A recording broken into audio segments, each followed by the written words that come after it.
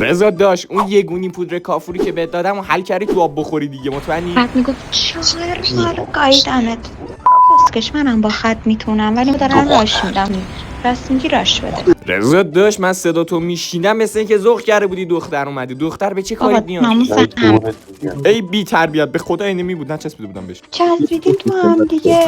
به خدا نچسبیدیم به هم دیگه. چیز وای خدا یاره اینا من زدن و دختر میخواد بیاد بانک بده. چی کاره اسنایپ شاتگان بازی میکنی؟ اینو به من بگو. نه بازم به من بگو چی کاره اسنایپ شاتگان بازی میکنی؟ فیف بوی تونمایی میاد. ان که آیپدم خرابه. حالا کاری ندارم. میخوای بدونی من چیکارم؟ فعلا این یه دونه ایم تو ایمو بخور تا بهت بگم. من یوتیوبرم خوشگل پسر. آخ جون باز پیدات کردم. بیا اینجا 117 نام کن ببینمت. اما دنبال چی میگردی؟ 2 ساعت دنبالم. آ اینا رو بخیال. حالا بگو ببینم شغل خودت چیه؟ من خانه دارم عزیزم. نداشتم مهندس به پایین کنسله.